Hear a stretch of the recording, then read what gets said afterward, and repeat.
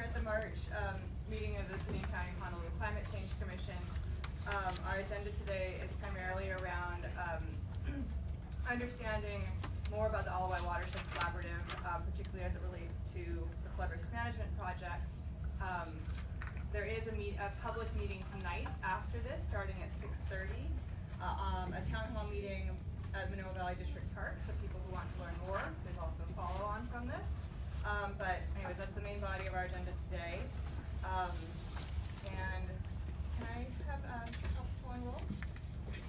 Chair Coffin? Here. Vice Chair Fletcher? Here. Chair Aldana? Here. Commissioner Peter? Here. Commissioner Maynard? Here. And Vice Chair. Thank you. First item is approval of the January 8th minutes. Everybody got a chance to read through it. Did everybody have any amendments to the minutes?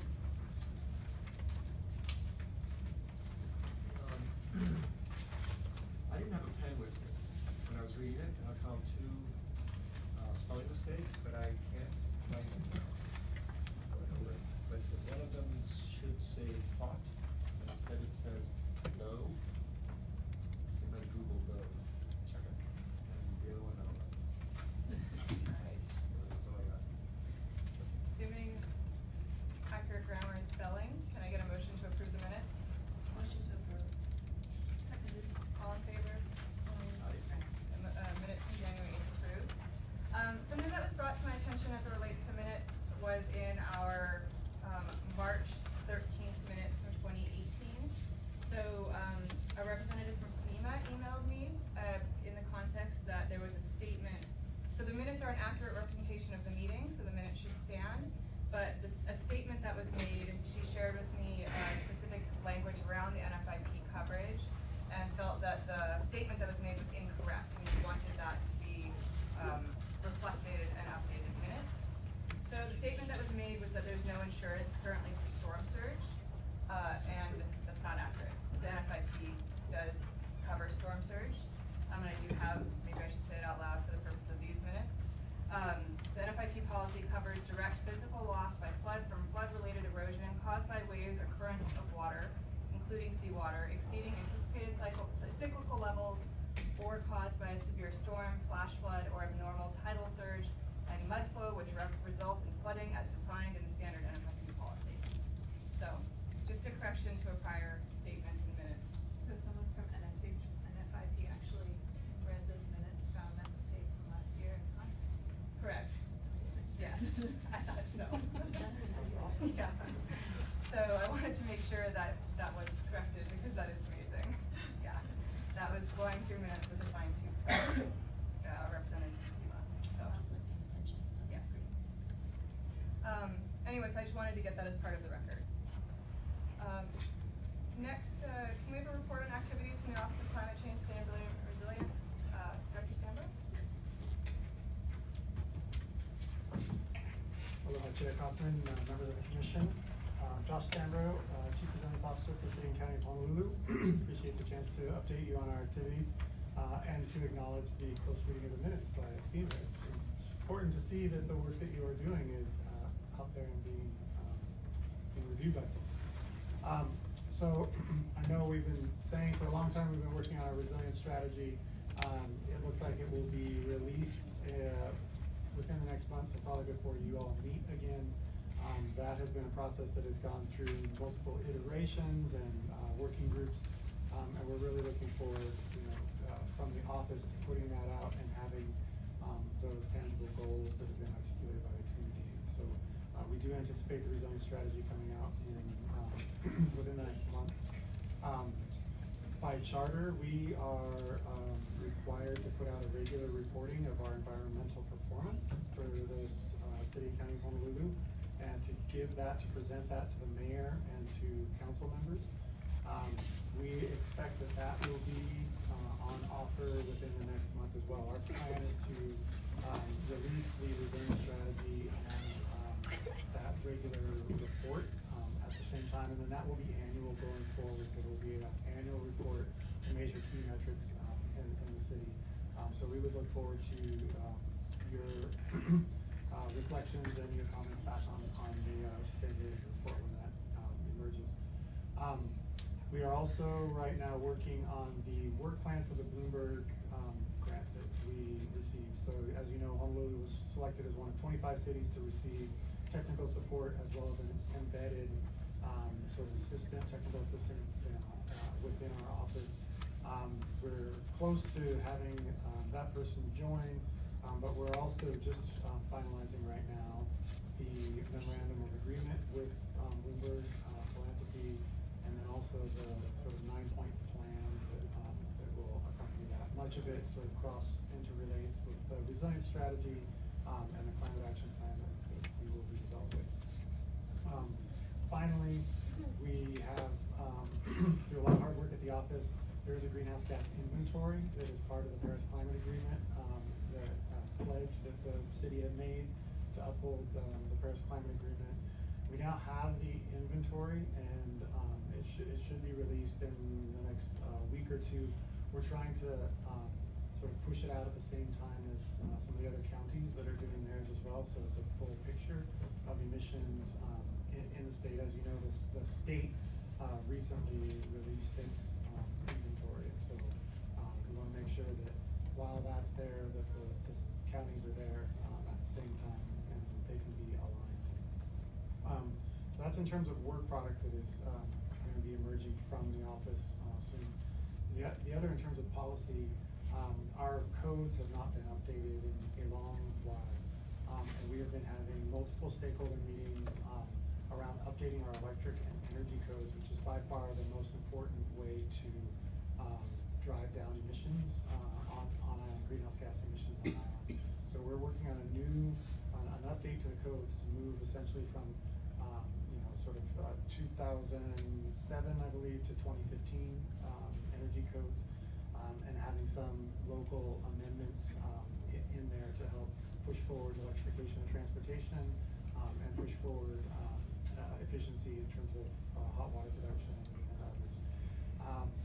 The other thing that we have been working on is the office has been very active in terms of representing the city at the PUC, and the performance-based regulation docket that is at the PUC, the city has intervened in, and our office and corporation council have been working closely together to put forward what our vision is for a utility of the future, and one that is really working to drive down emissions on island and protect us from the risks of climate change, as well as deliver cost-effective service. And so those filings will be online at our site within the next few days as well.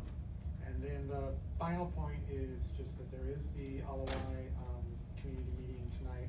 We will be playing a role in that, along with the Department of Emergency Management, with Vice Chair Fletcher, and with the Army Corps of Engineers, to have a discussion about the risks in the watershed, as well as one potential solution tonight at 6:30. So look forward to seeing folks from the public and anyone else there.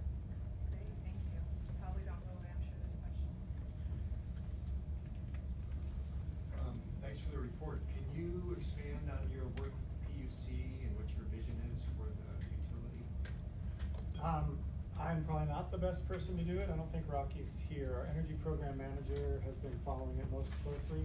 But in a nutshell, what we would like to see is we would like to see the utility rewarded for performance in certain criteria, as opposed to sort of just what's being built. A traditional utility model is one where you've got sort of a regulated monopoly. You spend a certain amount of money on your capital expenditures and your infrastructure, and then you get back an insured, a guaranteed rate of return on those expenditures. That is helpful for sort of having surety of capital and having financing for building the grid and maintaining the grid. But the legislature has passed legislation basically encouraging the Public Utilities Commission to look at a different model, which is being paid for performance.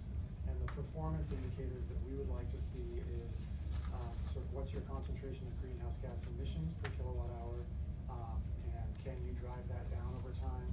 if we have a goal of 100% renewable energy by a certain date, 2045, could the utility be rewarded to get below that line? If they could move faster on renewable energy and zero emission, would there be reward in that in terms of compensation? We're also very concerned about resiliency of the grid, given what has happened in Puerto Rico and with Hurricane Maria. So again, are there ways to incentivize microgrids and the ability to sort of decentralize the grid so that it is more resilient in the face of what we expect is more and bigger storms coming our way. So those are some of the things that we're trying to insert into the conversation about the city as a user of a large user of energy, but also as someone who has to pick up the pieces after disasters hit. Are you aware of any sort of strong effort to follow the suggestions of the Elemental Accelerator report and the Brilliant Group that came out last year? Are you pushing for 2030? Sort of expand on that whole area. So there was an independent analysis that said we could save money if we move faster on decarbonizing the grid. Again, that was sort of in line with, there was an analysis out there that showed it could be done and it might be beneficial in terms of what we're exporting out of the state in terms of purchasing oil. Again, the law at the state level is 100% by 2045, and so we felt like that was the right threshold to say, if you're beating that, then there should be incentives to do that. You should be rewarded to do that. It's a public good if we can get to renewable energy as fast as possible. But aside from referencing the study, we didn't use that as a sort of a gospel truth in terms of what was achievable with the numbers. I feel like there was a lot of public awareness with that whole event a year ago, and emphasis put on it, and we just haven't seen follow through anywhere, state and county. There have been, I mean, I think at the county council, there was a resolution that had encouraged 100% renewable by 2030. I think they were referencing the Rhodium Group. I'm not sure if they're at the legislature. I thought there was some references to pushing forward. So I think the legacy of the report is out there in terms of individual groups that are advocating for that. Can I get you to expand a little bit about the environmental performance reporting for the city? If you could just highlight some of the core metrics that you are thinking of. So the obvious ones are emissions. We want to make sure that we're tracking on a downward trajectory consistent with Paris and our obligations there. There's other select ones such as canopy cover of trees, and when we say urban area of Honolulu, that essentially means anywhere there's a house. So all of the urban zoned land, mayor and council have an agreed upon goal of 35% canopy cover by 2035. And so measuring that amount of canopy cover, making sure it's going in a, being expanded rather than being lost. And also the numbers of trees planted. We do have a goal of 100,000 new trees planted on island by 2025. Number of bike lane miles is another one. I'm just sort of plucking them from the air. There's probably 20 plus metrics in the report overall. I think there's 5 or 6 sections with 4 metrics each. Penetration of electric vehicles and hybrid vehicles and hydrogen vehicles in our fleet. We do have a goal of 100% renewable fleet by 2035. So making sure that every year we're taking a snapshot of the city's fleet. That's buses, that's heavy equipment, that's automobiles, light duty trucks, and just saying how far are we? Right now we are sort of around 1%, and that is obviously not where we can stay over time, but we do want to track it and be candid about our progress against those goals. Where are we in regards to percentage of canopy cover right now? So I'll probably be victim of having to go back and correct minutes because I'll probably get the numbers wrong. But I believe it was it was going in the wrong direction, and it was around 26%. And I think then they did an update a few years later, and it was 23%.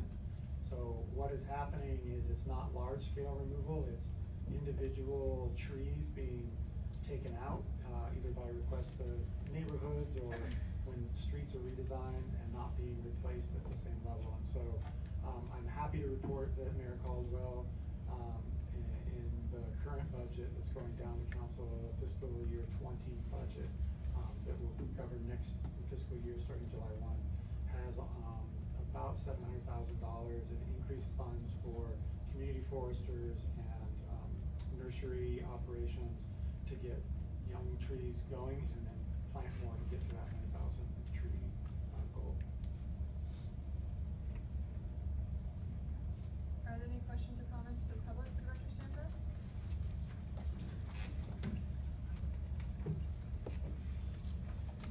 Aloha, Henry Curtis, Executive Director of Life of Land. During the next year proposed takeover of Hawaiian Electric, we asked the discovery question of HECO. And they said that if the grid had 35% fossil, 35% renewables, 65% fossil fuel, and equivalent 80 units of rooftop solar, then the RPS would be 115%. You might wonder how, as scientists, politicians could misunderstand what percent means. But that is state law. Rhodium report said we could only reach 84% because they were using a mathematical definition, which is not part of state law. Second, within the state, there is nothing in the definition of renewable energy that has anything to do with climate change. As you probably know, 2/3 of the renewable energy in Europe comes from chopping down forests and burning them. That would also fit the US definition, the Hawaii definition. And also, the 100% applies only to electricity. The gas company appears once again, to be escaping state law that will say, we don't care. We're owned by a multinational that believes climate change is a hoax, and why should we be included? Thank you. Thank you, Henry. Those are important points to the RPS. Any last comments? Thank you. All right, next I'd like to call up Julius Fisher, Daniel Naho'opili, Rick Eggett, and Mike Camnett to present on the Alawai Watershed Collaboration.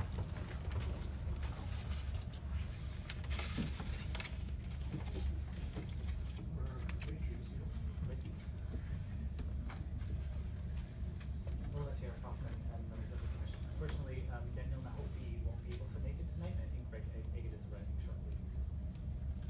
Not my captain. Yeah, thank you so much for allowing us to speak and explain the work that we do in the Alawai Watershed Collaboration. It's very timely with the big community meeting on the Army Corps project that affects a lot of the different work that's going on in the Alawai tonight. So actually, part of the resilience strategy process that Director Stamper was mentioning was a working group process. And we were in one of the working groups discussing different resilience features. One of our members said, pretty easy, you just need to get a SWAT team from across the different sectors together and figure out what we need to do, how to get there and do it. And in some ways, that's actually what the collaboration is. And so I welcome the chance to actually explain what that looks like in practice, in particular in this Alawai Watershed that I'll talk a little bit about. So it's essentially a group of people coming together across sections and what does it take to get that done. And I welcome any questions about how it actually emerged and initially got sparked to Mike Hammond, who was chairing that process for a long time. I got involved, and I think it was in, I saw a presentation on the Army Corps of Engineers project at the Alawai, at the park where we're gonna have a meeting. And that Lynn Clark was heading it up at the time. And I listened to the presentation of what the forecasts were for the once in 100-year flood, and I said, that's our Hurricane Sandy, that's what that is. And that's the most likely scenario. And we had done some modeling of hurricane losses off of the Iniki studies. And, you know, we concluded that it would basically collapse the state government because tax revenue would dry up. And I said to the group at the district park back then, I said, you know, we need to discuss discussion needs to be a lot broader than the people that are here. And we need to get the business community involved, we need to get the schools and universities involved, we need to get neighborhood boards, we need to get residents and basically a broad-based stakeholder group.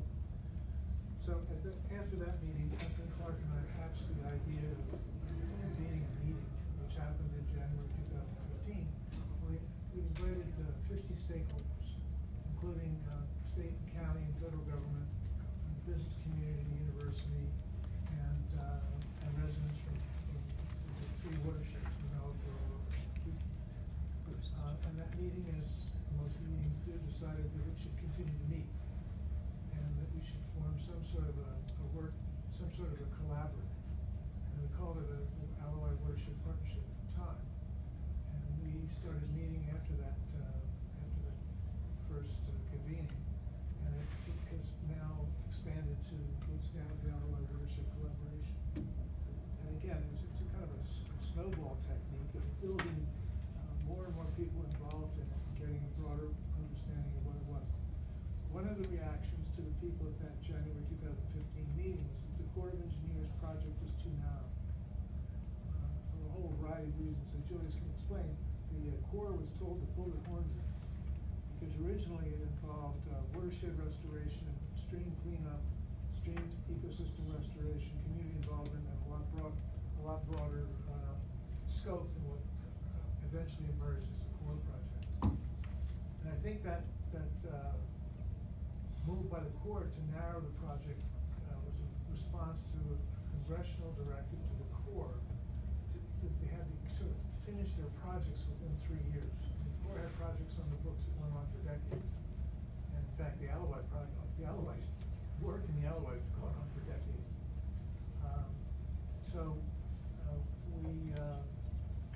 We began meeting and to get organized internally, and then Julius came on to coordinate the whole thing. Originally, I was asked to chair the Alloy Watershed Partnership, and said I would do it for a period, and it's now grown into something bigger than I can do. I think I'll just give a couple of facts about the watershed to get ourselves situated, but I welcome any more questions about that as well. So the Holloway watershed, you can see on the map there, it's about 19 square miles. 200,000 people live there from a census a couple of years ago, and 80,000 visitors at any given day. So quite a large population. It's 40% conservation zone and 60% urban. You can kind of see that in the gray and green area.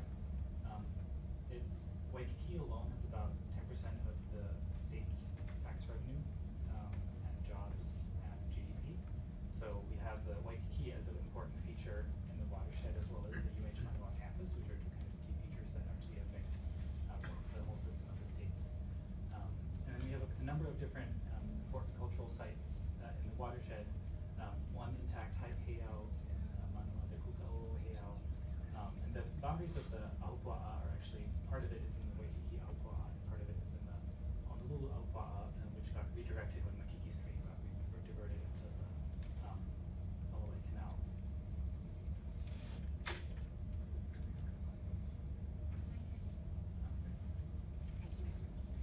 So the Holloway Watershed Collaboration, as Mike Hamnet mentioned, is a network of folks, so it's not an organization, but all the logos that you see in many more groups who don't have formal logos actually part of the conversation. So it's not a membership-based entity, but a group of people facilitated by Hawaii Green Growth. So I work for Hawaii Green Growth, and part of our portfolio is to coordinate the Holloway Watershed Collaboration. So that's kind of the entity, and then we have Mike Hamnet and Rick Niggett as our co-chairs of the Policy, Finance, and Infrastructure Working Group, and then two other working groups, one on culture, community, and education, and one on ecosystem restoration, science, and ecosystem quality. There we go. So the process is that we meet quarterly. We have those 3 working groups that we work in more frequently, and meetings are open to stakeholders who work in the watershed, from the business community, from government, both city, state, and federal, and community groups, and grassroots nonprofits, that type of stuff. So we work on issues that are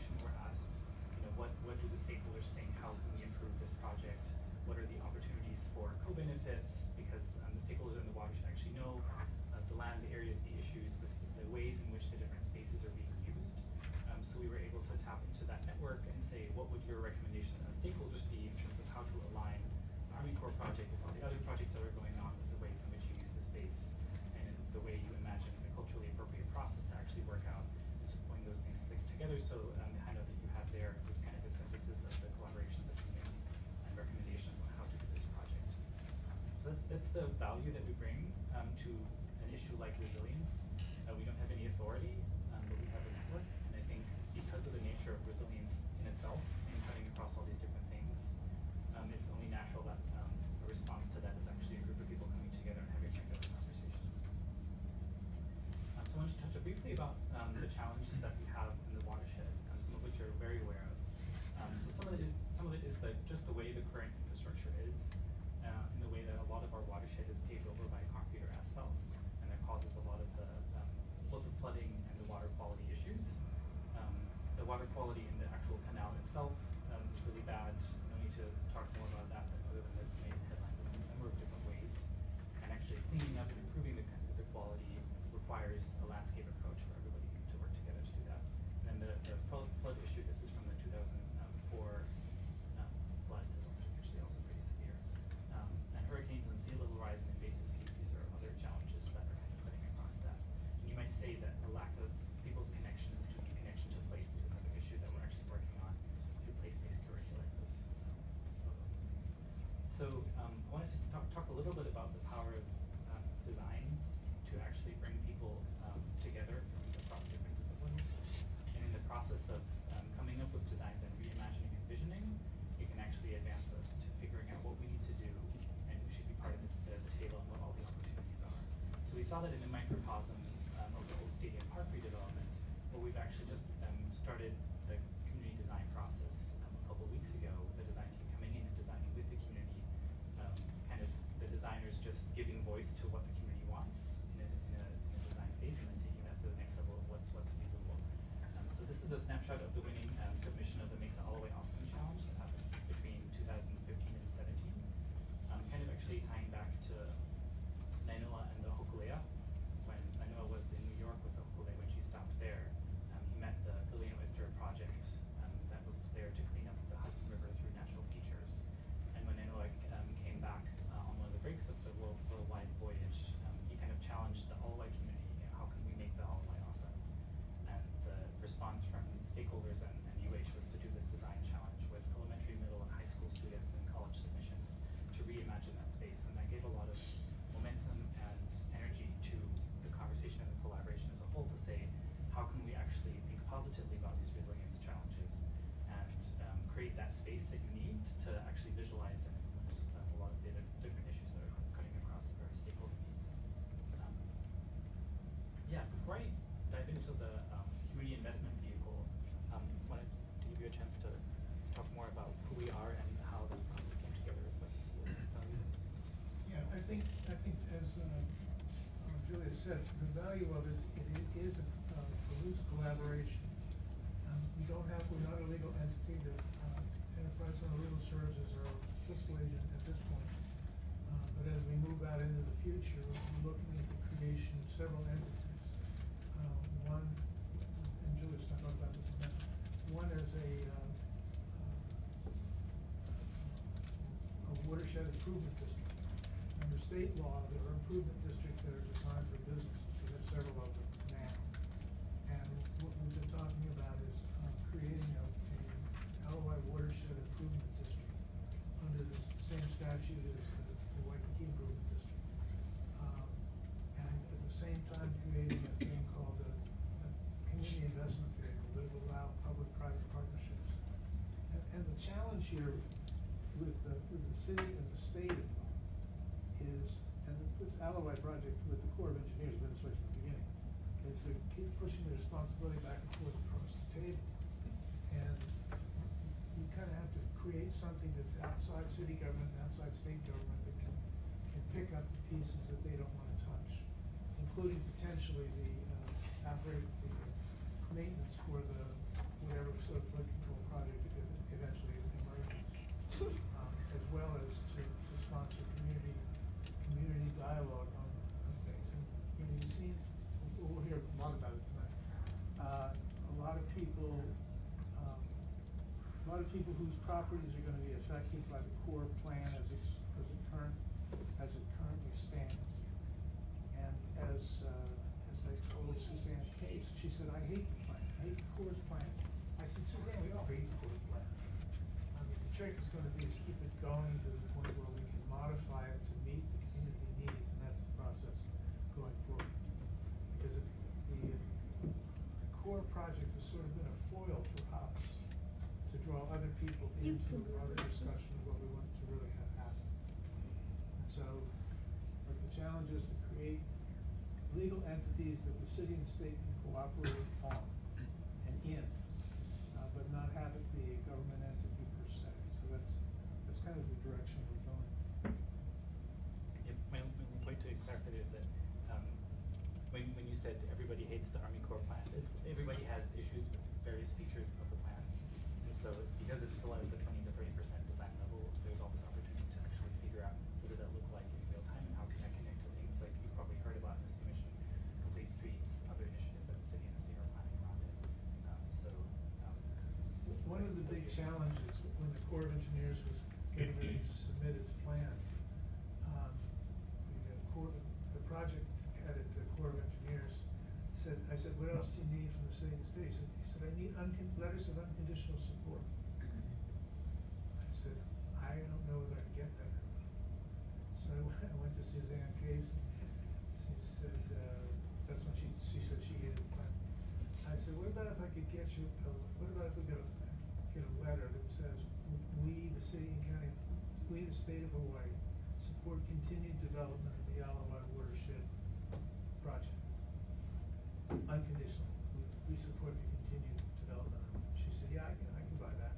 And Ray Soon said the same thing at the city. And that was enough to get it past the Corps headquarters requirement for letters of support. So. Any questions on that? What do you mean when you say it's at the 20 to 30% design level? That's what the engineers are saying, that it's a conceptual level at this point. So it still has another 70 to 80% of additional design to go. And depending on who you ask and depending on when you ask it, you ask how much wiggle room is there in terms of modifying the 4-foot wall of either side of the outlet, or the Kai side of the outlet. And I said, well, you can't change the design. I said, no, but if it's at the 35% design level, we can change the design. And so we're in the process now of looking at where the wiggle room is and what can be done. And what are alternatives to what's in the plan now? And there are all sorts of suggestions that have been made, and a lot of them are very good. Some of them came out of the design challenge, and others have come out of discussions with people in the neighborhoods concerned.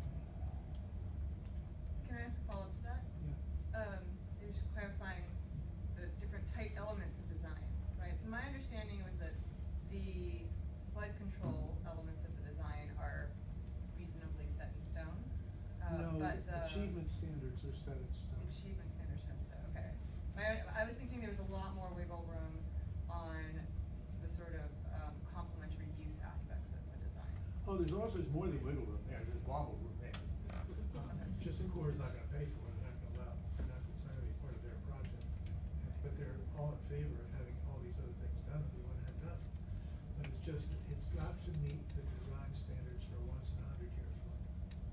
Now, it may be, and there have been a lot of suggestions about like building a berm, taking the lane off of the Alawai Boulevard and building a berm, and actually putting an underground parking garage on the mountain side. And commercial development of some parts of the Alawai Golf Course, but further development of the Alawai Golf Course. Does that answer your question, Vice Chair, in terms of the 20 to 50%? I think there's some collaboration folks as well in the room that might be able to answer that better for the specific components, but it's like the size and the function of what it needs to deliver is there. Where exactly the features might be located, there's some wiggle room there, and that gets to the complementary uses of what it means to move it a little bit to the Boulevard Lane or closer to the water, those kinds of things. Whether it's a berm or a wall, those things have not, to my understanding, not been decided yet. But in terms of the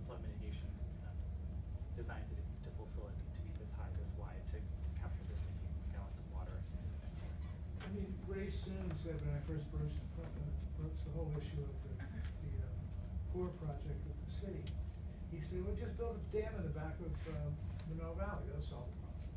Well, you know, the Corps looked at a whole bunch of alternatives, and they just couldn't get the volume flowed down enough to avoid flood. And if you look at, there are maps that have the once in 25-year flood, once in 50-year flood, and once in 100-year flood, the footprint's almost exactly the same.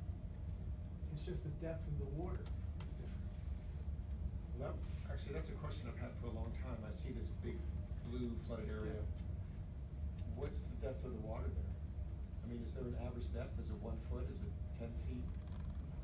Is it color coded? Is it? There are maps with that in it, Chip. I don't remember now, but I mean, what was striking to me was the once in 25-year flood footprint's exactly the same as the once in 100-year flood. Another question I have is there are individual landowners who are impacted by the design elements. Has there been a focused discussion in each case to eliminate or confirm that the intersection with private landowners is the only possible option? That's what the Corps claimed, and they claimed they did consult with people. But we've seen complaints in the Honolulu Advertiser about the fact that people were never consulted. And, you know, that they did put out a call to get people to come to public meetings. But it must, you know, my response to that problem is, I mean, I've been involved in stuff that nobody raises an eyebrow until the bulldozer's sitting in the yard. And that's why it's really hard to get people to come out when they're just bombarded with information and decisions. And until it's really gonna happen, I'm not gonna waste my time. And that's part of what we're facing. But as I understood it, at one point, there were 5 properties which are probably gonna have to be condemned. And I don't know whether that number's changed. I saw a larger one. I saw a number that was 13. Yeah, I mean, effectively. So just to kind of iterate, our role as the collaboration is to connect stakeholders to what is happening and disseminate that kind of information. So one of the standard that we prepared here is just kind of an overview of what the project actually is and what the status is, with the maps on the back. So the meeting, the public meeting tonight is about the folks who can actually answer the more technical questions that you might be having. So our role is not to be knowledgeable about all the technical stuff and speak on behalf of the project, but actually to understand what's going on and who should be part of the conversation and making those connections and capture some of the efficiencies and opportunities that might go along with a project like this. Because as Mike said initially, the Army Corps project won't solve all the issues in the watershed. There's things going on way beyond that project. I do have a question. Yes, sure. You mentioned that the project has to be completed within 3 years. How far into it I think that are was there? back in 2012, I believe. Army Corps wanted the projects to be approved within 3 years, so that's to get a particular signature from Army Corps headquarters. So I think we that's call that an 3 years. aspirational goal. We have a comment from the public? Yes. I'd like you to come up and introduce yourself. Thank you.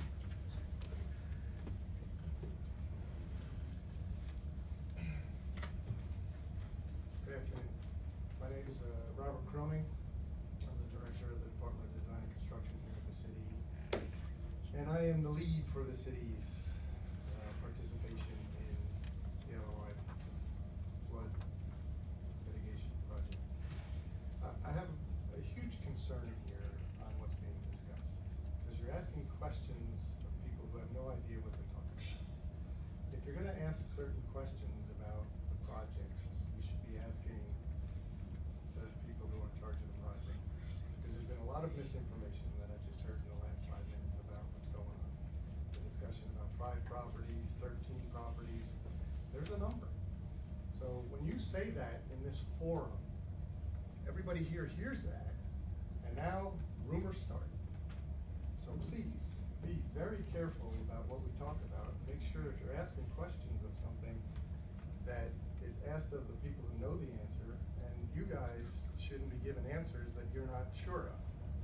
Because that's just gonna start rumors, and it's gonna spread misinformation, and we're gonna be in a bad place again. That's kind of why the meeting is happening tonight, is to, you know, ease some of the, or correct some of the misinformation that we've heard throughout, you know, all of the newspapers and people talking about,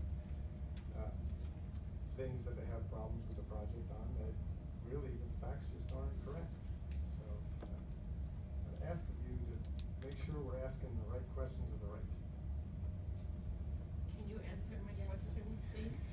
Which questions would you like to make? I had the 3-year question. I'm wondering about the timeline of the project, and then, my follow-up question would have been, what defines completion of that project? It's 300 and, okay, it's not 50, it's 46 or 64, I believe, $1 million, budget to it. And I'm wondering where, that investment would happen. Where the So investment? what defines the completion of that project? There was mention earlier of a potential underground parking structure. Right, Is that- something like this in Okay. the No. scope or So, not? no, it is not. And so if you read the feasibility study in the EIS, that'll show you all the different alternatives that were studied and discussed and what one was chosen. The one that was chosen and the one that the Corps of Engineers is now working on at the 30 to 35% design is one that entails, and I'm not sure I know the exact number, should know. A set of detention basins and catchment basins up in the valleys all the way down through to even the Alawai Golf Course ends up being a detention basin, and then the flood walls around the canal. And that's what the project entails. There's no underground storage included in that. There are also currently there are 2 pump stations in order to help the water flow out into the ocean. The Corps is working on converting that to 1 pump station, see if they can get that to work. And so when we talk about ability to adjust the design, 30 to 35% design may not sound like much, and that there's a lot of wiggle room, as you mentioned, but really the design is fairly set. When we talk about the rest of the 70%, that's really getting into a lot of the engineering piece. What's the appropriate materials, and what's the design of the specific pieces that make up this integrated system. There is further analysis that has to be done, such as where these detention basins are located. They have to go in and do some coring samples of the ground to make sure that the soil and the terrain is appropriate for placing a basin. And if it's, you know, something that needs to be adjusted, there may be some adjustments here and there, but I wouldn't bank on it, right? The project, the way it is mostly going to go as it was chosen before. Now, we have been working with them significantly when we talk about the flood walls. We're working, we agree at the city that we would much rather have berms and less concrete and so forth. And so we're working, we've offered, you've heard someone, I think Julius, discuss the giving up of a lane of Alawai Boulevard.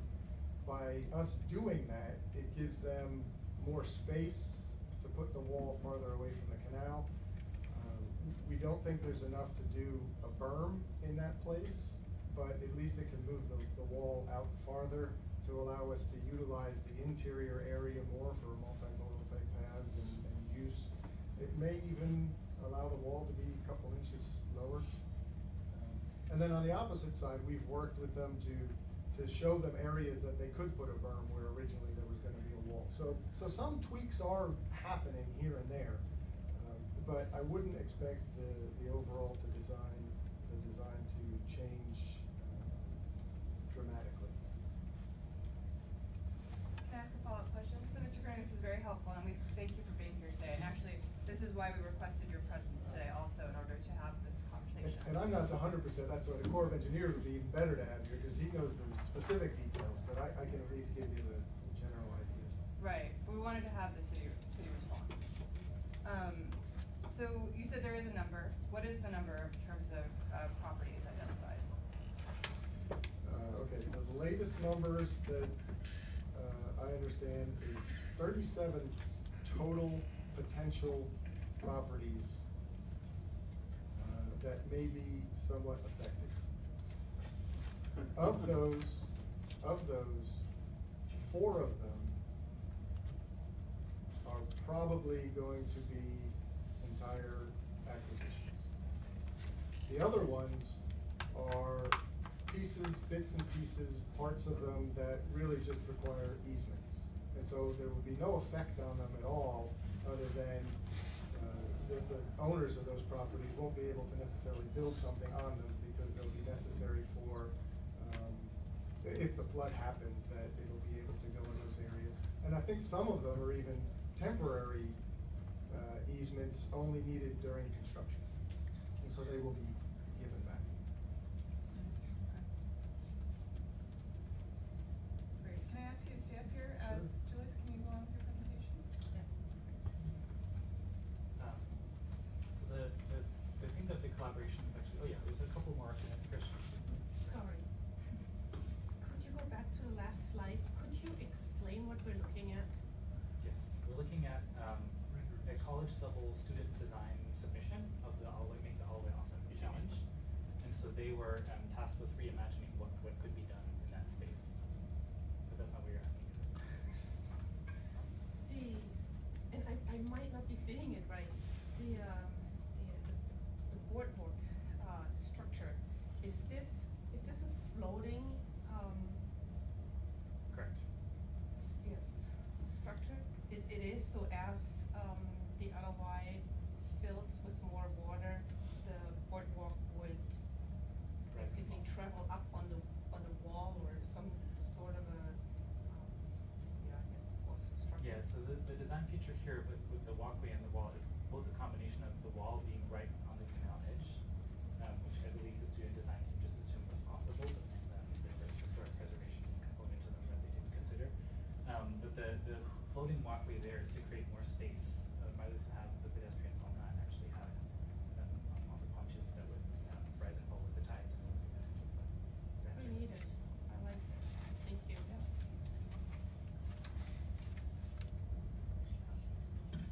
Yes, so these are some of the spaces that the collaboration has engaged over the last couple of months. So this was a design symposium in November where we actually had landscape architects and designers and planners, mostly from Hawaii actually. And the other half of the room were kids from the schools who are actually doing the stream restoration and work on some of the issues, both invasive species removal, native planting, those kinds of things, and actually workshopping opportunities for solutions in the watershed. And we have our co-chairs of the panel. This was a clean energy fair where we asked the community to identify spaces, public spaces that they would like to have improved, and within mind having green infrastructure features of those. So Kennedy Park, Cold Stadium Park, and Copyright are the 3 identified by the community in there. And educating them in general about what the watershed is and where the boundaries are, and those kinds of things. This was a storytelling panel put on by the Center for Oral History, talking about restoring Waikiki. So we heard some interviews from Kupuna and other elders who were actually around from the time before the canal was built, to talk about what the space looked like. And then I was presenting there on kind of how we actually take those stories and those historic accounts to help inform what we're doing in the watershed going forward. Yeah, so on the community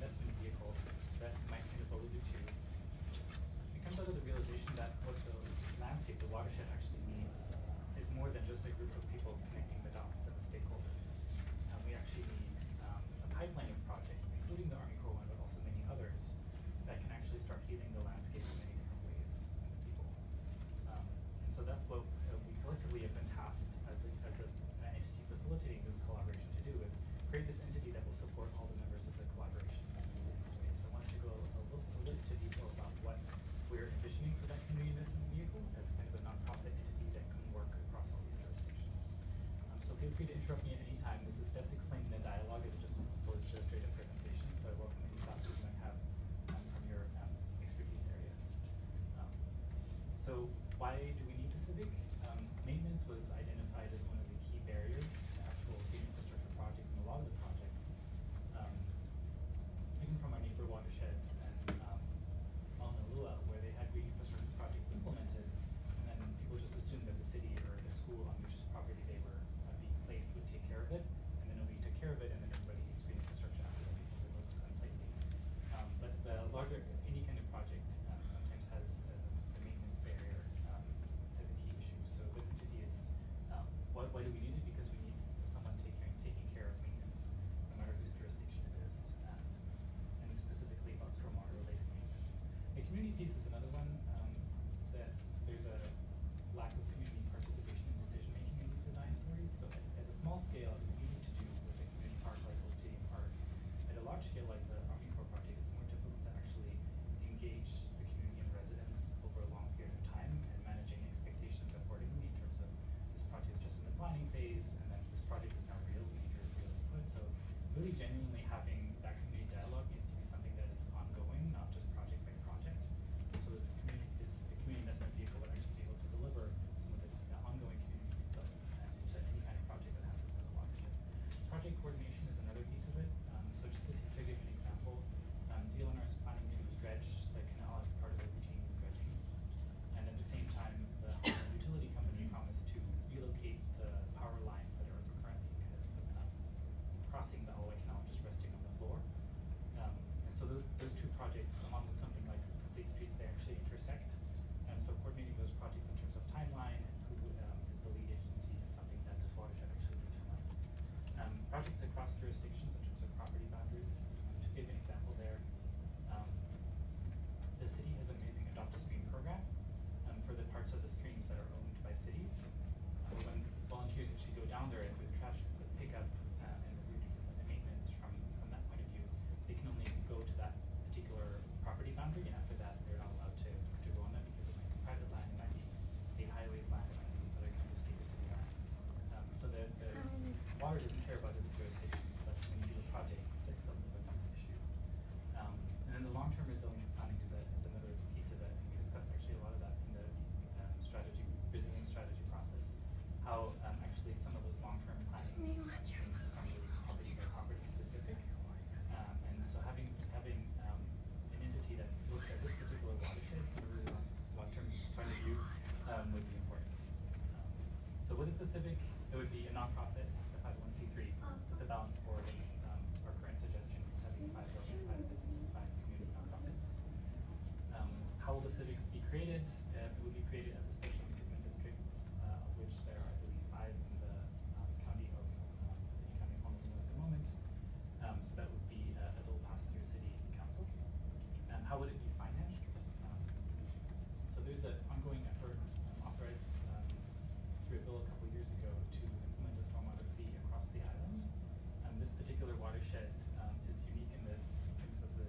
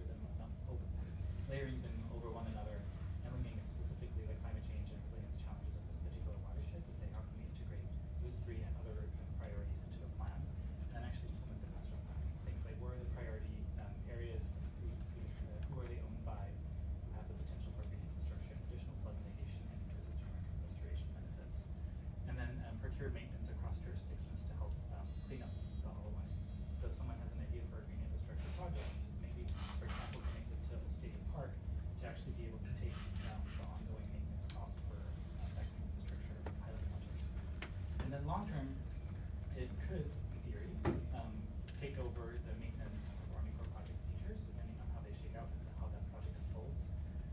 It could implement the infrastructure projects across the landscape, according to the master plan, so that's the project pipeline. To say we might start with the old stadium park, but there's a number of other different parks that have the potential to be redeveloped and redesigned to actually finance a project pipeline like that. Do specific climate adaptation planning in Waikiki and other areas, update the data sets and incentives for the stormwater fees. So right now the stormwater fee, to explain that a little bit, it would actually, it's possible to do a methodology for the stormwater fee that says how big is your property, how much of it is paved over, do you have best management practices, how much rain falls on your property. We have the data sets to actually come up with a methodology like that, but those data sets need to be updated. So part of that financing could go to that. And then create public-private partnerships for financing. Essentially, once you have the stormwater fee created, it's like paying a regular electric bill. You can have public-private partnerships to say if you implement a project that reduces your electric bill, in this case your stormwater fee, there's a delta that can be captured by a public-private partnership to say we'll share the cost savings, some of it going to the project developer and some of it going to the air. Yeah. Sorry to interrupt. I was just wondering, that was the second time that you've talked about establishing the watershed as a special improvement district in the city. How difficult is that? That seems like a big potential. How difficult is that to do? What do you mean? To establish it, how difficult would it be to actually create that as a district? I don't know if I can speak to how difficult it would be. I can tell you what the process would be. So the 5 special improvement districts that we have on the island have been passed through ordinance through city council. I think the most recent one just last year, the Waikiki Transportation Management Special Improvement District. I don't feel I've answered your question very properly. Is that something that is difficult to do? I mean, there are 5 of them, I guess, the one was just done recently, but is that something that needs a lot of support to get through the city council? Yes, yes, definitely. And so that's part of what the collaboration is doing in terms of reaching out to neighborhood boards, different stakeholders. We're planning a survey for this year as part of our work to say what does the public, actually in a representative survey, what are they willing to have in terms of managing the stormwater fee and so we know actually what the public in this watershed wants. So there's a lot of homework that goes into setting something like this up, and so that's what we'll be focusing on over the course of this year. Last year we had a legal and policy analysis done for coming up with the answer of creating a special improvement district. So we really did our homework in terms of looking at all the different options under Hawaii state law to create an entity that does what the watershed needs us to do. So it could have been a special improvement district or a city semi-autonomous agency like the Board of Water Supply could have done the same thing, which would have been, I think, more difficult to set up if you want to put it that way, or at the state level, it could have been an entity similar to HCDA to do some of the things. So those are the 3 options, legal options that were presented to us at the end of last year. So the collaboration collectively decided to pursue a special improvement district.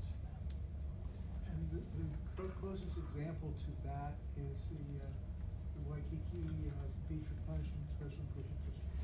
And Rick A. helped craft the legislation for that, and he's involved in this one as well. Go ahead.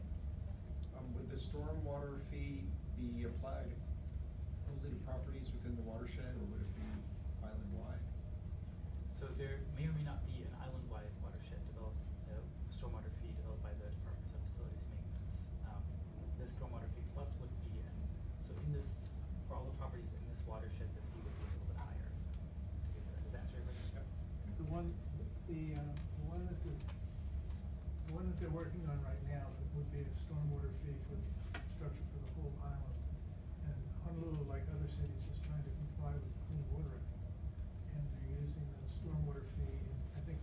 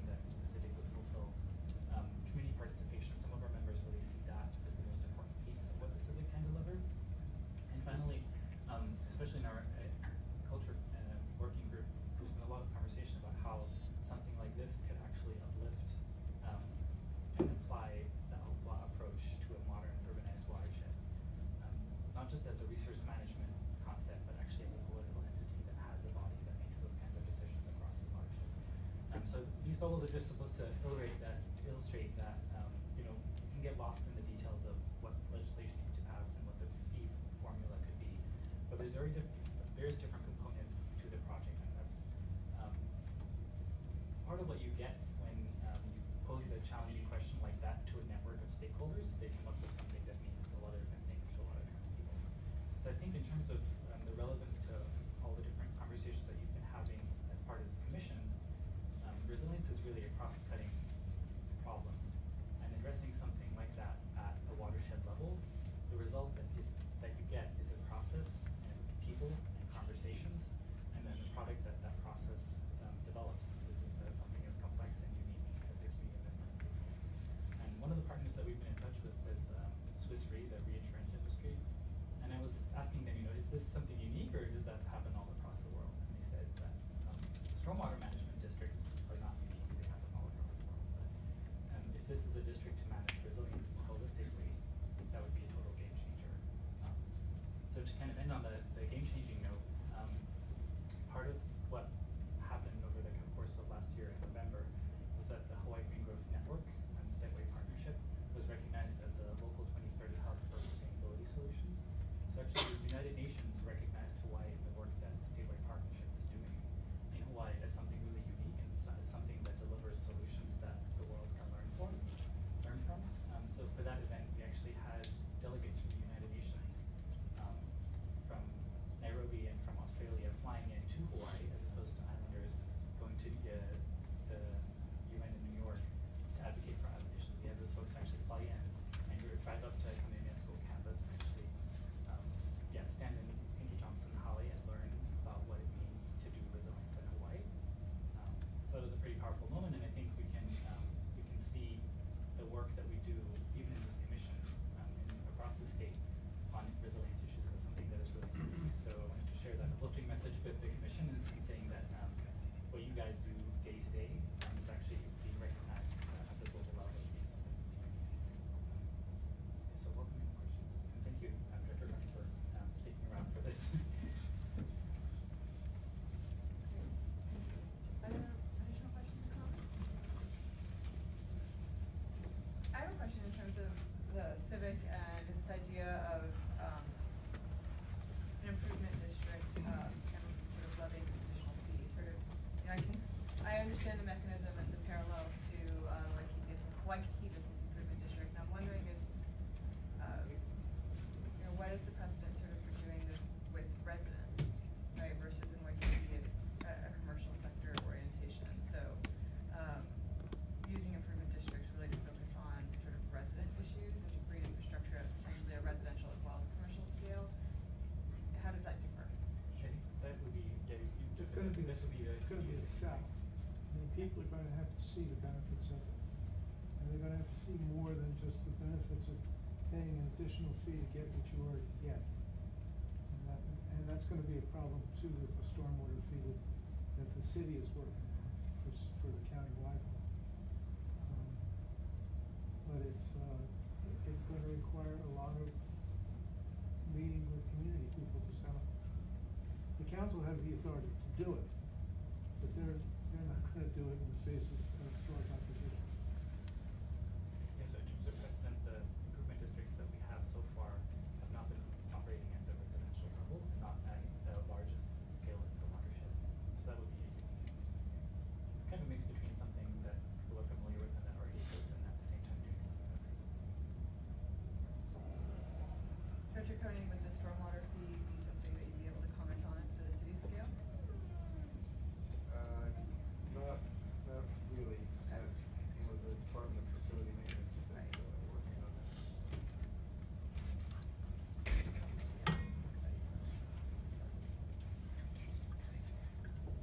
What is meant by the 100-year flood in terms of the physical process? Is it a hurricane? Is it a weather event? Could be, it's a large rainfall event is what they're talking about. That's the way the Corps defines it. They didn't look specifically at the hurricane issue. Because personally, having worked on hurricanes here for 30 years, I mean, I think the storm surge combination with heavy rainfall up in the valleys and storm surge, that's going to be, that's a more likely scenario than just a once in a 100-year flood without hurricane. But it's not clear what the event looks like.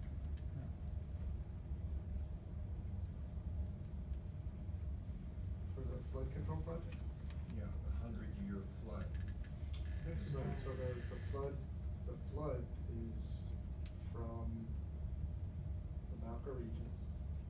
So it's not, I mean, the hurricane itself, if you're talking about storm surge and tsunami or whatever, this is not a project to mitigate that. It's for the rainfall, the weather effect that would cause a flood down the streams, the riverine avenues. And it does take into consideration the effect of sea level rise, since sea level rise will have an effect on the base level of that detention basin around the canal and the golf course. So it's a rain event in the upper valley. Right. Or anything Malca of the Malca edge of the flood walls. What level of sea level rise is considered within that modeling? 3.2 feet. They actually used a different number, and It's Yeah, from my very funny. What's that? It's right in front of you. I might be able to find it right here.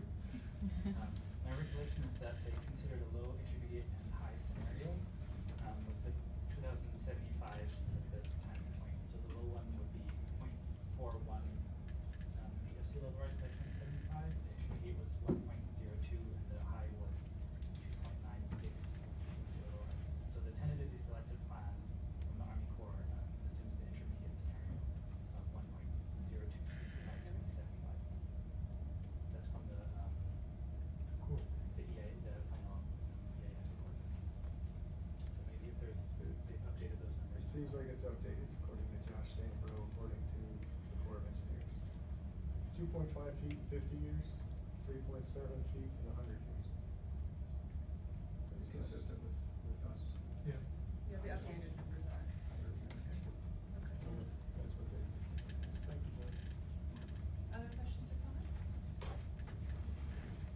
Well, I actually have a question for Chef. What was your concern in trying to determine the origin of the rain event in hurricane versus otherwise? Well, I mean, if there's storm surge, it's, Yeah. we've all seen the map of all blue down there in Waikiki, so that apparently is not storm surge. That you mean that apparently is not flood. Is that what you mean? It is flood, but it's not related to storm surge, it's Okay. related to rain, Rain. discharge, runoff, overflow out of the Alawai. Yeah. So it is a rainfall event in the upper valley that could also be simultaneously bringing Yeah. over the whole area. Would it have a different impact if it was a hurricane? Yeah, there would be storm surge. So you have marine flooding in the lowlands, plus a lot of runoff from rain at the same time. Wouldn't you wanna invent something that covers both cases? I would. Well, so certainly the project that the Corps of Engineers is working on right now is not gonna solve every single scenario of every single problem that we may face. So the city certainly needs to take into consideration how we're going to try to protect the citizens from all different kinds of directions. And we have storm surge maps. There's storm surge maps, and we're working on the types of policies that we need to initiate, whether it's raising roads, whether it's hardening, whether it's retreating, and all that kind of stuff. I'm sure you can imagine we're probably not gonna retreat from Waikiki, so we have to figure out how to protect that from the storm surge, the tsunami surge, the whatever. But, if I could just add one thing, we are very grateful for the collaboration and the work that they've done. We fully support the civic that we're working on to get that going.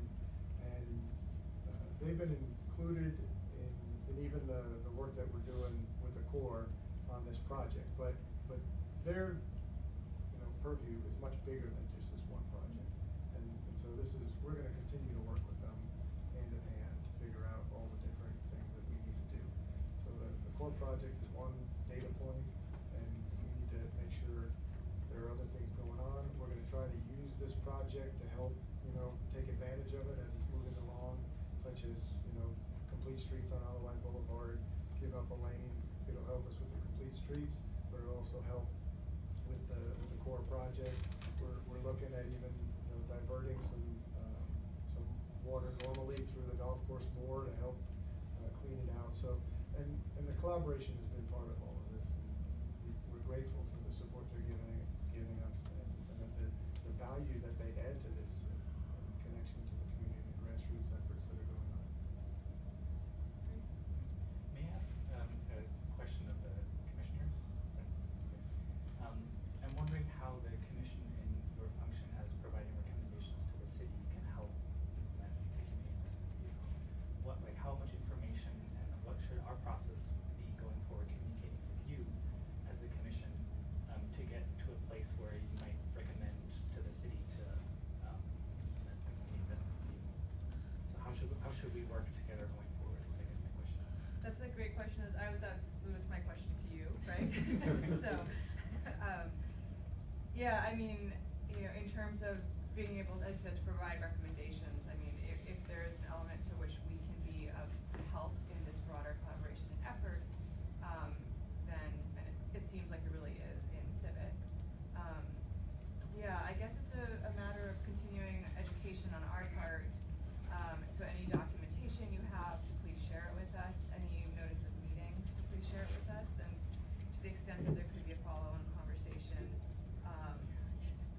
when the time is right in terms of actually moving forward with any kind of recommendations along an improvement district, then we would of course be eager to have that conversation.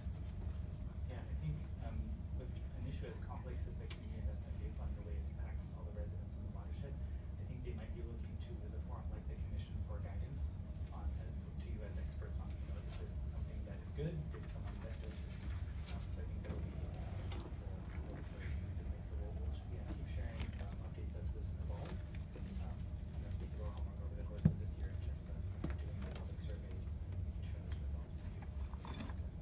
And it sounds like you did a sort of policy or sort of mechanism analysis. If that's publicly available, and you Oh, can share yeah. that with us, that would be really interesting. Yeah, Baker McKenzie was worked on it with us. Okay, great. They were, looking at other models around the country. They focused heavily on what legal mechanisms we've got in place here. That would be very useful background, yeah. Are there any questions from the public? Yeah, we Or have some guests up Boulder here? members in the audience as well. I have a comment. Can you come up and introduce yourself for the record as well?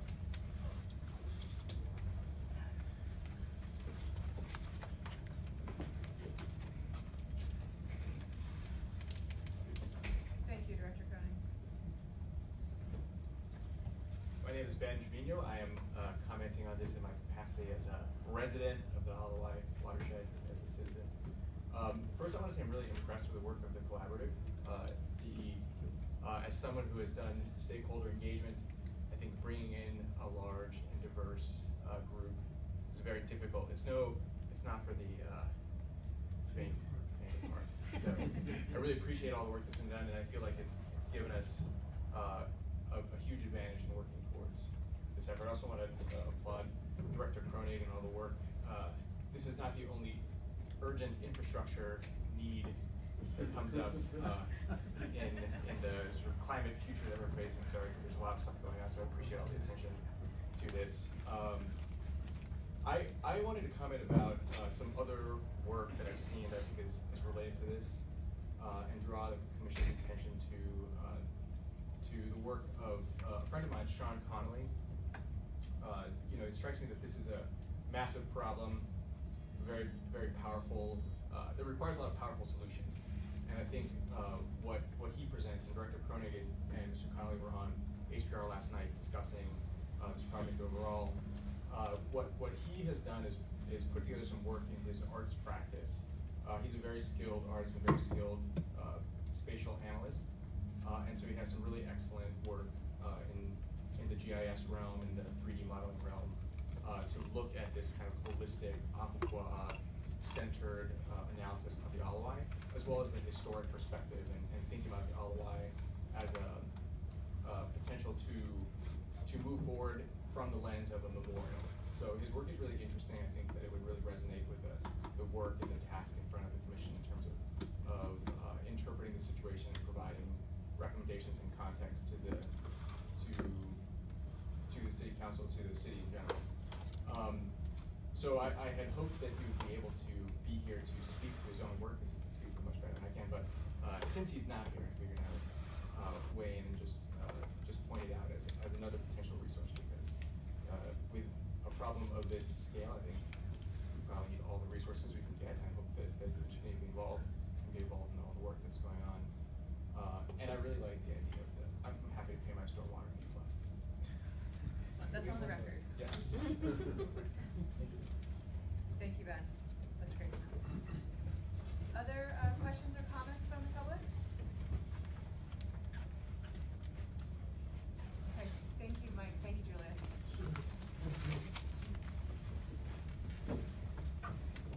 All right, so our next topic is our white paper on financial risk as a result of climate change. And we've had another sort of draft shared with the group. I think my wish here is that we don't necessarily, I don't want to spend sort of meeting wordsmithing this, but rather wanted to use this as a touch point to share where it's at. Would you like to wordsmith this?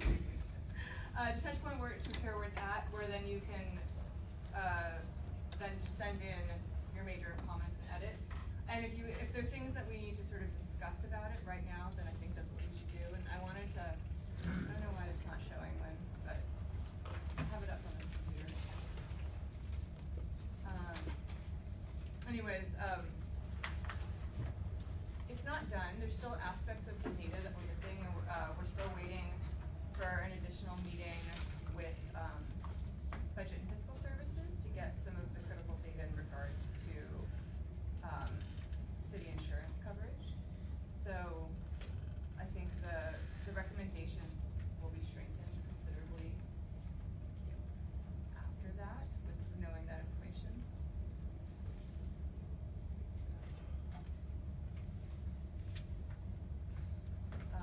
But anyways, if I could get sort of broad feedback and yeah, that would be good.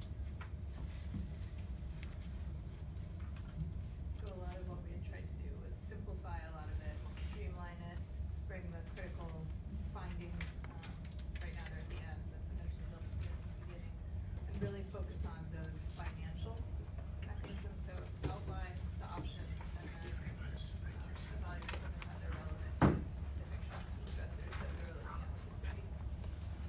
So hopefully you guys will agree with the reorganization that we did and what got brought up front. And I think that the dangling thing in the reorganization is the original table 2. And the reason being, I don't quite know where it fits anymore. However, I think it's really important. It could probably be a white paper in and of itself. It probably should be. But there might be aspects of it that go into this one, because they're obviously the two sides of the issue. So it's critically important. Didn't quite know how to integrate it. Don't know what we want to do there. What's the difference between 1 and 2? Table 1 is a much more straightforward sort of categorizing of shocks, physical shocks and stressors. And a lot of that was, I added a lot of citations to those shocks and stressors tables. A lot of them from NCA 4 chapter, but some of the things weren't covered in there, so I found some citations that would support current impacts and historical risk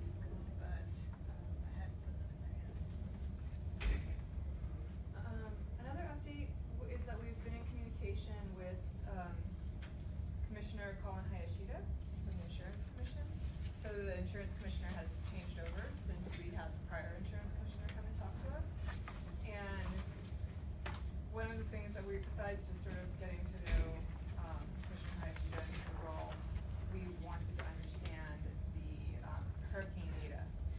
What is publicly available in regards to, private hurricane coverage? And the answer is it's not currently. So it's, in its current form, it's confidential data, that can't necessarily be shared as is. So we will not be able to say what is the private exposure to a hurricane, because that data is not available to us.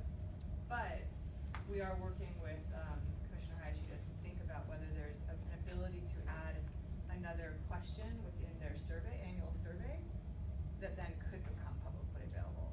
So in a longer time frame, we could get this information potentially, or a much aggregated version of this information. And the survey goes out to the large insurers here. So, but it's not. So at this point, he couldn't even provide it in an aggregated form without any descriptors of. That was what we were originally requesting, and the answer was no, and the format it's in doesn't allow itself for that.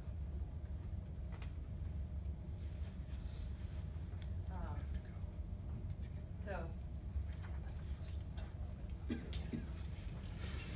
I don't know if this is relevant to table 1 or table 2 or not relevant at all, but sequestration deals with some of these issues also.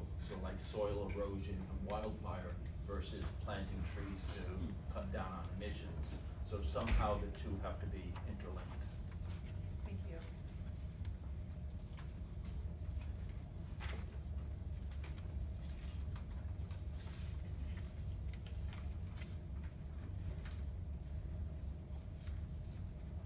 Okay, since you mentioned we shouldn't wordsmith, I'm sitting here wondering whether I'm wordsmithing with my next comment. I try not to. I am, and I have to preface my comments with this, I am so excited how this paper has progressed.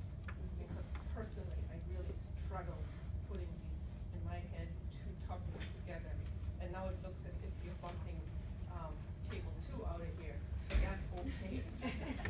Okay, thank you. We can, oh yeah, I'm not married to table 2. I think it can be a whole white paper, a very important one. Yes, it can quite easily be a whole white paper, and that was part of putting this thing together. Right. It is also a very engaging paper, and I mean this sincerely. It's something I didn't want to put down, which I didn't think the insurance paper could do. So, great job. I did have a question or comment. I wonder whether we need to define what a weather disaster is. Right in the first sentence under shocks is the number of weather disasters worldwide is up 40%. But what does that really mean? I felt that, defining that a little bit would help.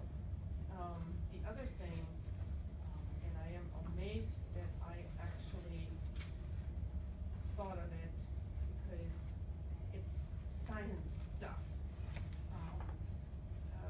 Says down here that 2015 and 2016 were the warmest years on record, but 17 and 18 were too. 17 was the third warmest year, and 18 was the fourth warmest year. So I think and that's according to NOAA. So I think there would be some strengths in adding that because it shows the trend. I remember that. Well, and in that same section, so this is actually, I think this is where I'm struggling a little bit with having to take sorry, Courtney, I'm looking at you, this is about sunshine. Right, taking many meetings ago, sort of agreed upon drafts, and then being able to bring that language in, right?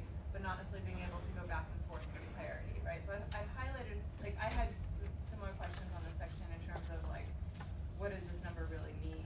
Yeah. Is this dollars? 101.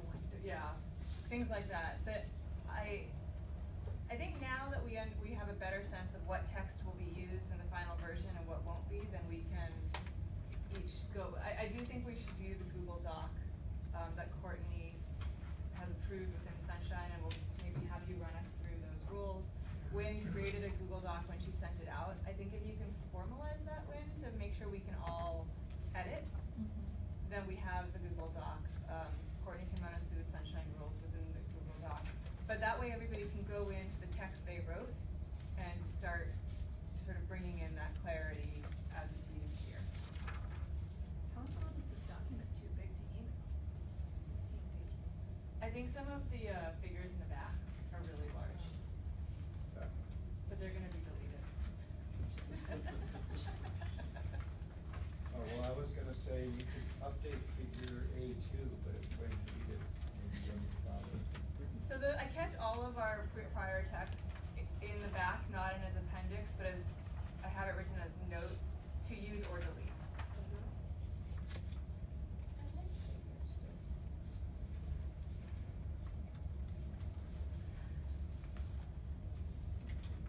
It's all important content. It is.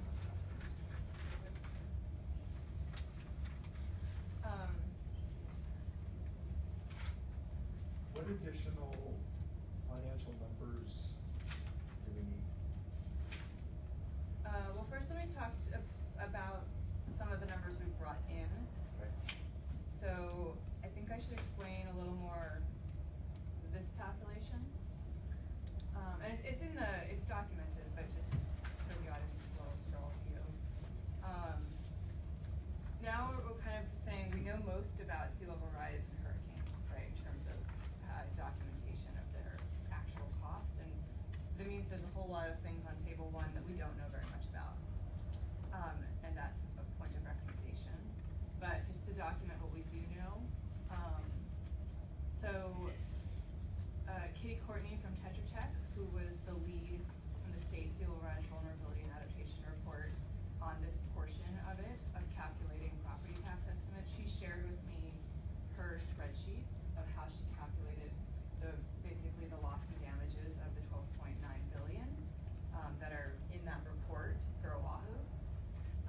And she shared with me sort of the breakdown of that 12.9 billion, which is in the 3.2 Slerexa,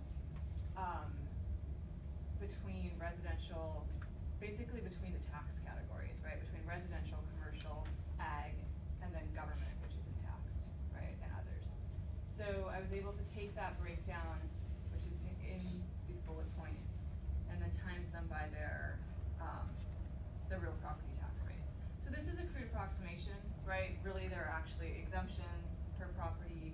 Also, she wasn't able to be granular in her analysis, and this probably I should put in a footnote, that if a property was in, it was considered all in rather than partially in, right? So in some ways, I think this is an overestimate, which I do have that as a bullet point, that this is an overestimate, this is sort of a maximum, but at least we've got a ballpark, we have something that gives us a magnitude, right? So we could take the residential property rate of $350 per thousand, the commercial and industrial property tax rate of $12.40 per thousand, ag and whatnot, and apply this. And we basically get a total of about $63 million annually between the two. And for the same year, this is all based in 2013 data, so to make an apples and apples comparison, I went to the city property tax revenues, which are all available online, and the link is in the footnote, and estimate that this accounts for 8% of 2013's property tax revenue.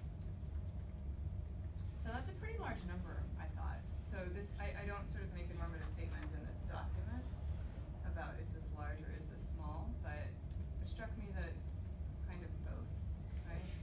Are there differences in commercial property tax, in towers? Yes, property? but that's accounted for in this. So, the Slerexa damages the first floor, but are we also counting loss of property tax for the 30 floors above, or? Yes, because the property valuation is for the structure as well as for the land, but they're added together. And the way that that, Dr. Courtney did her calculation was it was a total of both. So it would be considered a total loss. So this, which is why it is an overestimate.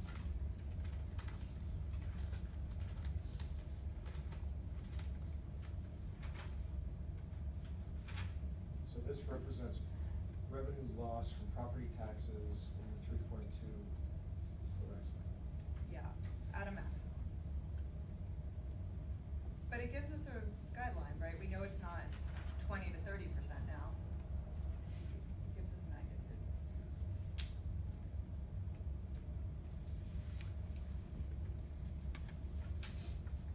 How come these numbers are so old?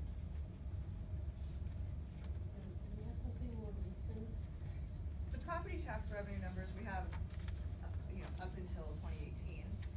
The reason that these numbers are so old is that the hard work of breaking out the maps, the Slorexa maps, onto the property tax rates happened X the number of years ago when 2013 was the best data. Yeah. And that's where the real work in this lies. Yeah. So this loss isn't realized until we're at 3.2 previously level loss. Right. So we're projecting something decades away. There's a temporal mismatch. That said, I think this idea of 8% still gives you a rule of thumb, right? Or approximately 8%, right? Because it's not, the idea that you would expect commercial properties in the coastal zone to grow dramatically in terms of their value But this would- relative to the rest of the property tax. So this is revenue loss that would occur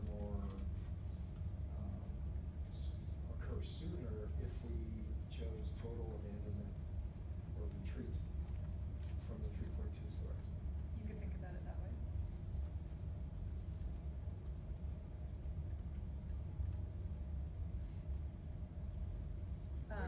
Sorry, but just a straight thought occurred to me, if you have adapted by going vertically and it's all water beneath you, you still have property taxes. Yes. I'm not positive on my answer there, but I'm gonna say yes. I think if you're using physical space, you still have property, and you can tax it.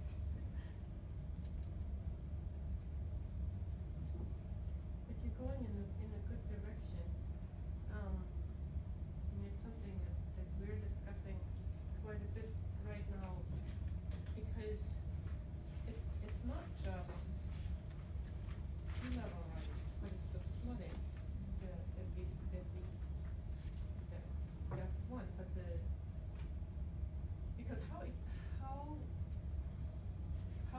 how worrisome is that number to somebody? It's 100 years from now, so if we're trying to instill this sense of urgency, that number there might not do that. It might be misleading a bit, yeah. However, if we're looking at damages or potential damages from flooding, assuming that our anticipated increase in rain events, whichever way you want to define them, affect properties, then a high rise, for example, that is flooded, completely flooded in the lobby and can't be accessed, Right. damage is really only a little bit, but it's affecting a lot of people. Well, and I think that is really well documented in the state report, right? So that is the 12.9 billion that includes the structural loss of commercial property. So this is taking a very financial view of it, right? But it also documents the number of residents in the Slorexa. For Oahu, afraid of saying anything correct, right? But it's something in the order of magnitude of 16,000. Anyways, so that the number of people who are at risk of displacement is in there as well, right? But this was taking a very financial perspective of how does this affect city finances?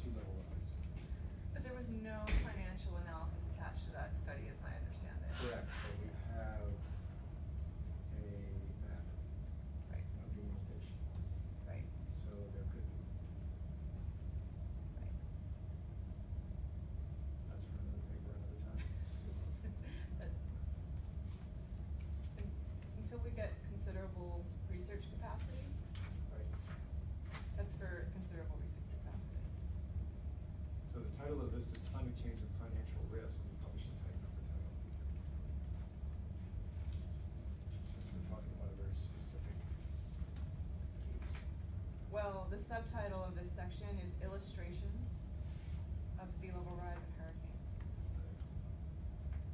And the hurricane number, and I don't fully understand, and maybe others of you do, I don't fully understand how the HMP calculates the annualized version of the hurricane figure that's in here.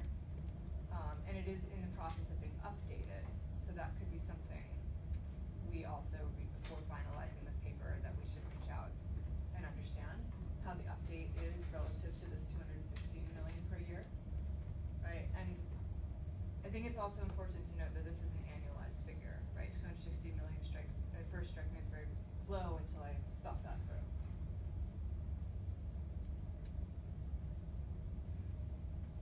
The 8%, say it's 8%, that's 8% for how many years? Annually, also. How many, do you have an expectation of how long that would take to recover, assuming stuff is built out?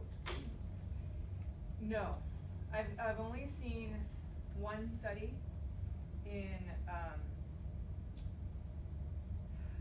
think it was the Louisiana area, that sort of documents that the coastal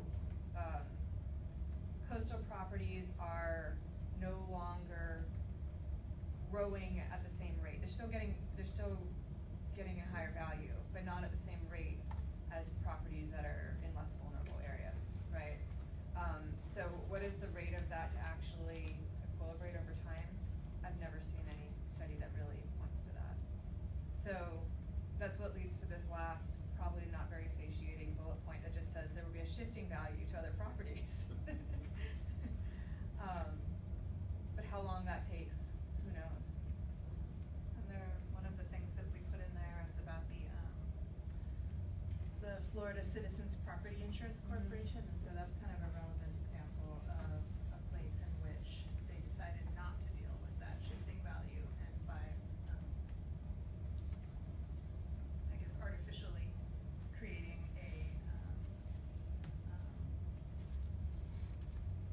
a government insurance organization that would insure properties that were uninsurable and make it seem like that risk was not there. Was that after Andrew? Yeah. It's actually a really interesting case study. Yeah, all the companies Yeah. fled. Yeah, and so basically, they wouldn't insure any of the properties that had been damaged, and so they created estate insurance that would do it. And now it's the largest insurer in the state. But basically, the analysis is, they're not accurately judging risk because that would hinder the state's development.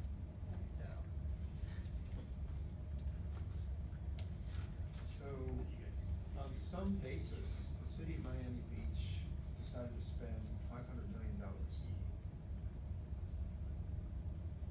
They must have done an economic calculation that it's worth spending $500 million and presumably going into debt with bond issues to raise the $500 million. Really? They must have done some benefit cost ratio and decided it's worth it. Based on some of the flood days. That was a study, so it was a I don't know if it was based on the NOAA flooding days. I think it was based on, this is the footprint of sea level rise inundation that we are looking at in some extended time frame, but relevant to going into debt today.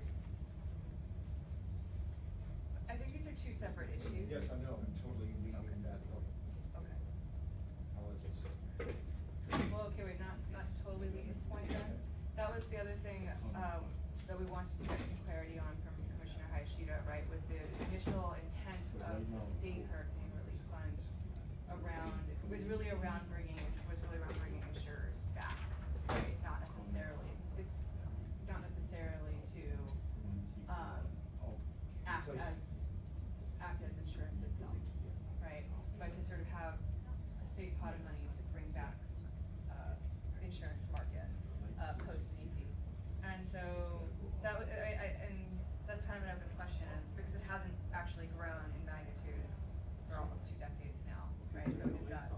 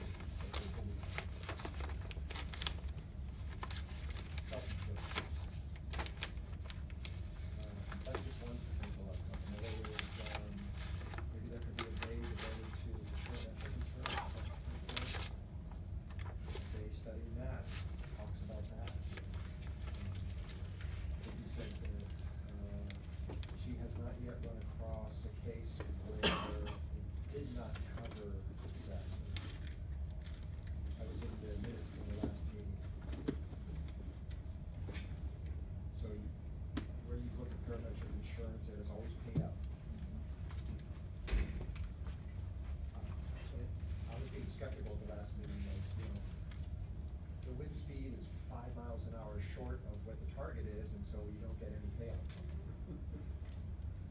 That's the problem with parametric insurance. It's a potential problem. Potential. The potential for that is there, right, regardless of what's actually happening. So a day of talks and analysis by experts on this subject might lead the city to be in a better financial footing. I think that's very possible, and I think all of this hinges on having a more detailed conversation, understanding which city assets are insured. For all we know, we've engaged deeply in parametric insurance, but we don't. I'm thinking Yeah. this as a recommendation. Right. For the city to consider convening a multi-day conference with probably some setup work, some preceding analysis to leave the city in better condition following a shock. It would surprise me if they haven't done this. I don't think they have. Looking at Director Stanbro, do you have any thoughts on this? In terms of where the city's at, in regards to the HMP, and in particular, the HMP as it relates to, climate insurance, because that's a bit of a new. Yes, I don't think there's anything specific around climate, insurance. I think you guys had called the, fiscal services here to ask about insurance coverage and whether it was all self-insurance or whether there was other elements, and that's where you would get your answer. We don't know that in terms of, Right. what insurance, protection there is for the city, what they've decided to buy, what they haven't decided to purchase. I don't think we have parametric insurance. I think that is something that's relatively new on the market and not something that the city is, engaged in. Has the city done a financial analysis of a Cat 4 hurricane strike? I don't know. So that would be something that probably the Department of Emergency Management or the risk department within BFS, within the Budget and Fiscal Services would be better poised to answer. I think as a commission, you can request that information, through staff. So we did have DFS come into this conversation, can't remember what month it was, but a few months ago. And so what we've requested now is a follow-up meeting, because this is where we got some of this data, but I think we need a more full picture.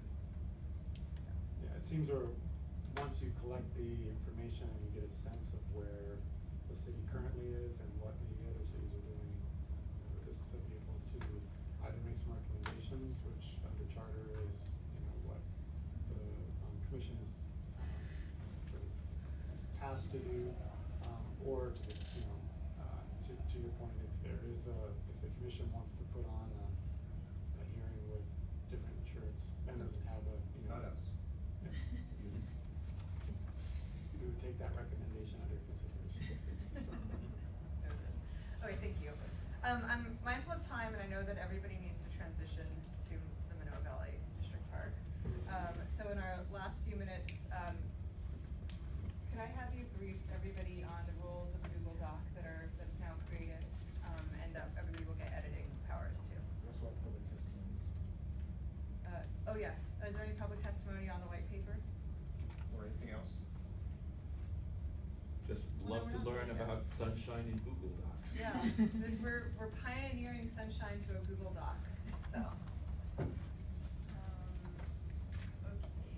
so. I suggest we go into executive session for this. Oh, really? Yeah. Relates to prior court advice, but. I'm sorry, we can't hear back here. Suggesting executive session for this. Okay. Maybe we can do that at the very end then, but I know staff has to leave. I know Chip, you're speaking, so. But that's not on the agenda to go into executive session. Yeah. Oh, So we we're have a gonna- motion to go into executive I session. think you have to sunshine, right? Sorry. You have to sunshine on the agenda that you're going into executive session and what you're going in for and why.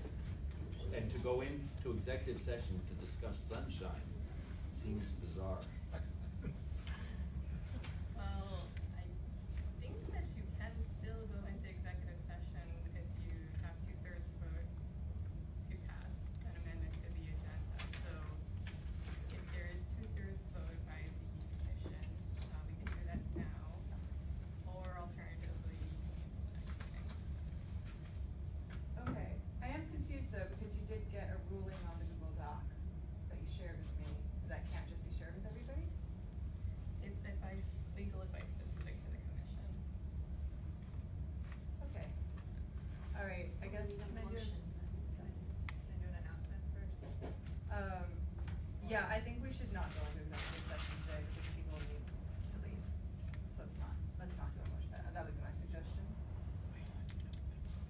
Is there any other, okay, so next item is, public input for matters not on the agenda. Is there any other comments from the public? Things we haven't talked about? I haven't asked to relay a comment. Okay. There was a mayor's conference in June, and there's a question of how can the commission get more involved in the mayor's conference.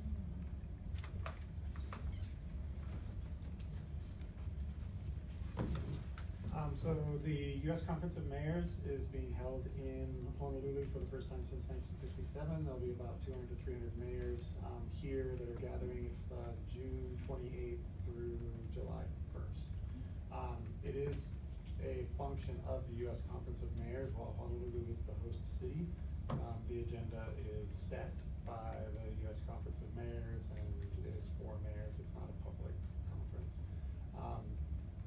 Mayor Caldwell has agreed to put on a climate mayor's summit, which is the day preceding the U.S. Conference of Mayors. That is for mayors that are involved in the Climate Mayors Organization. It's 409 mayors that have agreed to uphold or pledged their communities to uphold the Paris Climate Agreement. That will be another meeting of mayors and their sustainability city staff in the lead up to the Conference of Mayors. So happy to answer questions about that, but the content of those is mostly going to be around sort of the national organization and what the mayors are trying to do together around joint purchasing of electric vehicles and those kind of things. Okay. Were you going to extend an invitation to the commission members? I don't know. Only 5 of us. Yeah, so again, the content is developed between C40 climate mayors and, you know, the work here. I suppose we could Just keep a you suggestion. updated on the. I'm not above inviting myself to a party, so. It's Just throwing it out there. Make Yeah. it bounce, Chip, make it bounce. I understand. Make it bounce. It's not too late to run for mayor somewhere, Chip. Get elected in some city. Thank you. Tentative next meeting date, I'm gonna suggest that we table this for a doodle poll, if you can help me with that one. But I did wanna talk about tentative meeting topics. So a number of things have sort of been brought to us really recently. So the first would be, I think it could be very valuable because the state shoreline managed retreat report has come out, to have a presentation from Office of Planning, DLNR, you know, people who were actively participated in that report, to understand what the city component of that is, and sort of key findings and what the city component might be. And so I think that would be a valuable agenda. Also, folks from Citizen Climate Lobby, who are really working on a national level carbon tax, have made a request to see if the commission would be willing to sort of sign on as an entity supportive of the carbon bill at the national level. I was thinking that if we wanted to look into Citizens Climate Lobby platform more carefully, make that decision as a group, right? Then we could do so, but also maybe get a little bit more up to speed on the variety of greenhouse gas inventories that are now being made public. So the State Department of Health has released their greenhouse gas inventory, and we see that, as well as potentially Rocky from the city office and the city's climate change. There's a greenhouse gas sequestration inventory. task force also in OP. Yeah, I don't think they've had any. We've had one meeting. Yeah, they've had one meeting, but no work products. I don't know if it would be part of that. But anyway, so a greenhouse gas oriented meeting as well. And then also, anyways, those are just the 2 things that have come to me recently, but if you guys have other thoughts, please. Yes. Could Leffeland make a counter proposal for the carbon tax? Oh, yeah, so do go on that agenda as well? Yes. Okay. Thank you.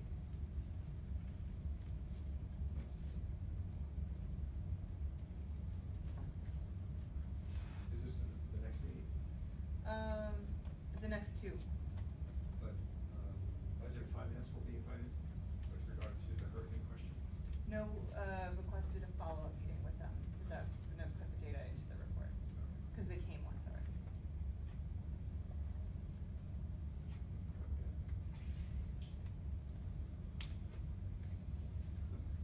Just trying to be respectful of people's time.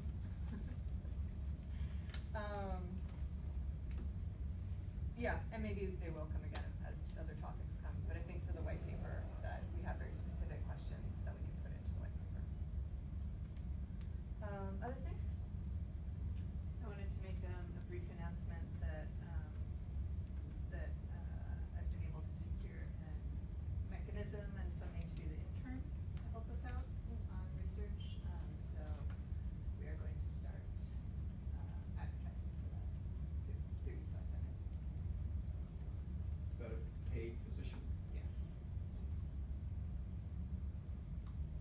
So it'll be a 6-month internship, is their idea? Yeah, with opportunities for people. Great. All right.